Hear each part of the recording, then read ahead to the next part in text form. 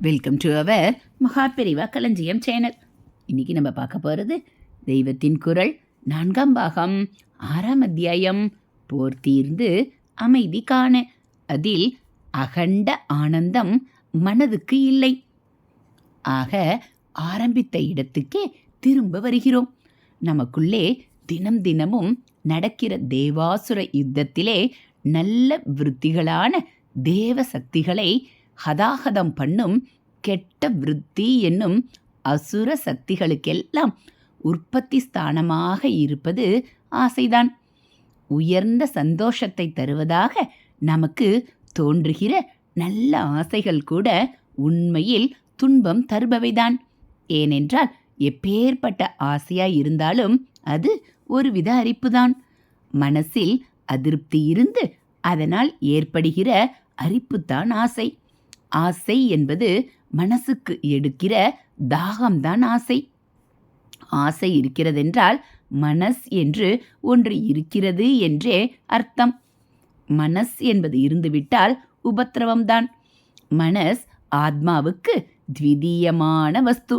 அதனால் பயஹேதுவானது என்று பார்த்தோமே. இந்த மனஸ் என்கிற வஸ்துதான் அகண்டானந்தமான பரமாத்மா சிரித்து குறுகி போய் ஜீவாத்மா என்று வேஷம் போட்டு கொள்ளும்போது இப்படி அதை சின்னதாக குறுக்க வைத்து கட்டுவது. தனி ஜீவன்கள் இண்டிவிஜுவல்கள் என்று தங்களை அவர்கள் தெரிந்து கொள்வதே தனித்தனி மனஸ்களை கொண்டுதான் ஆனதால் மனஸ் என்பது பரமாத்மாவுக்கு வேறையாகத்தான் எப்போதும் இருக்க முடியும். ரொம்ப உயர்ந்த நிலையில் கூட அது பரமாத்மாவை தொட்டு கவிந்து கொண்டோ அல்லது பரமாத்மாவின் சக்தி கருணை முதலானவற்றை ஓரளவுக்கு தனக்குள்ளும் நிரப்பிக் கொண்டோதான் இருக்க முடியுமே தவிர அப்படியே அவனுடைய அகண்டாகார ஸ்வரூபத்தோடு ஒன்றாகி அவனுடைய அகண்டானந்தத்தை தானும் அனுபவிக்க முடியாது. இந்த மனசை பூராவும் அவனிடமே கரைத்து இல்லை என்றாக்கி கொண்டால்தான் சாஸ்வதமான அகண்ட ஆனந்தம் கிடைக்கும். வைகுண்டத்திலே கைலாசத்திலே பேரானந்தம் அனுபவிப்பதாக சொல்வதும் கூட மனசை வைத்துக்கொண்டு பெரும் அனுபவம்தான். துவைத விசிட்டாத்வைத சித்தாந்திகள் இது துக்க கலப்பே இல்லாத சாஸ்வத ஆனந்தம் என்று சொல்கிறார்கள். ஆனாலும் கூட அங்கே அவர்கள் முக்தர்களாக சொல்பவர்கள் பரமாத்மாவுக்கு வேறையாக இருந்து கொண்டு வேறுபட்ட மனசால்தான் அவரை அனுபவிக்கிறார்களாதலால் நிறைந்த நிறைவு நிலையிலேயே நிரந்தரமாக இல்லாமல் குறைவுகளுக்கும் துக்கங்களுக்கும் எப்போதாவது ஒரு சமயத்திலாவது ஆளாகத்தான் செய்கிறார்கள் என்ற புராணங்களிலிருந்து தெரிகிறது. சாக்ஷாத் அம்பாள் மகாலட்சுமியிலிருந்து நாரதர் சனகாதிகள் பிருங்கி மகரிஷி மாதிரியான மகா பெரியவர்களும் கூட தனியான ஒரு மனசோடு பரமாத்மாவுக்கு வேறே மாதிரி பாவத்தில் இருக்கும்போது துக்கத்துக்கும் கோபத்துக்கும் ஆளாவது சாபத்துக்கு ஆளாவது பரமாத்மாவை பிரிந்து ரொம்பவும் துக்கிப்பது பூலோகத்தில் பிறந்து பச்சாதாபப்பட்டு மிகவும் உக்கிரமாக தபஸ் செய்து தங்களையே வருத்தி கொள்வது என்றெல்லாம் அவஸ்தைப்படத்தான் வேண்டியிருக்கிறது என்று புராண கதைகளிலிருந்து தெரிகிறது.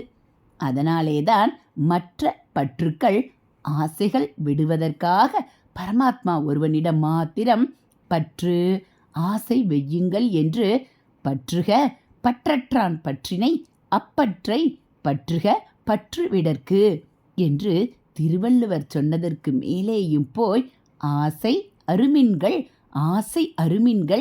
ஈசனோடாயினும் ஆசை அருமின்கள் என்று திருமூலர் சொன்னார்.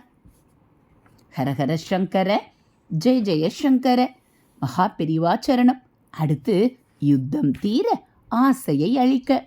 நமக்கு சந்தோஷம் தருவதாக தோன்றினாலும் உண்மையில் கஷ்டம் விளைவிப்பதுதான் என்பதாக சில ஆசைகளை பற்றி மாத்திரம் நமக்கே தெரிகிறது. உதாரணமாக அரிக்கிற போது சொரிந்து கொண்டால் ஹிதமாய் இருக்கிறதென்று அப்படி பண்ணினால் அப்புறம் புண் ஜாஸ்தியாவது நமக்கு நன்றாக தெரிகிறது.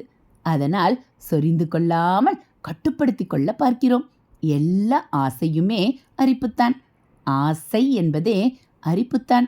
அதன் பூர்த்திக்காக பண்ணுவதெல்லாமே சொரிந்து கொடுத்து புண்ணை செப்டிக் ஆக்குவதுதான். இதனால் என்ன ஏற்படுகிறதென்றால், ஆசையை அளித்தால்தான் உள்ளே நடக்கும் தேவாசுர யுத்தம் தீரும். நமக்கு சாந்தி கிடைக்கும். எப்படி அளிப்பது? 100, 1000, லட்சமாக இத்தனை ஆசைகள் இருக்கின்றனவே. ஒன்றை அடக்கினால் இன்னொன்று தலை தூக்குகிறதே. அந்த இன்னொன்றை அடக்கப் போனால் முதல் ஆசையே நான் செத்தேனா பார் என்று சொரூபம் காட்டுகிறதே. ஹரஹர சங்கர ஜெய ஜெய சங்கர. ஹரஹர சங்கர ஜெய ஜெய சங்கர. மகா பெரியவா சரணம். இதுபோல் தெய்வத்தின் குரல் பகுதிகளை நீங்கள் தினந்தோறும் கேட்கணும் அப்படின்னா மறக்காமல் நம்ம சேனலை சப்ஸ்கிரைப் பண்ணுங்கள். கூடவே பெல் ஐக்கானை கிளிக் பண்ணி ஆளுங்கிற பட்டனையும் அழுத்திடுங்க. அப்போ நம்ம வீடியோக்கள் போட்ட உடனே அது உங்களுக்கு நோட்டிஃபிகேஷனாக வந்துடும். நம்ம சேனலில் வரக்கூடிய ஆன்மீக விஷயங்கள் எல்லாம் உங்களுக்கு பிடிச்சிருந்தா ஒரு லைக்கும் கமெண்ட்டும் கொடுத்து உங்களுக்கு தெரிஞ்சவங்களுக்கும் ஷேர் பண்ணுங்கள். தேங்க்யூ.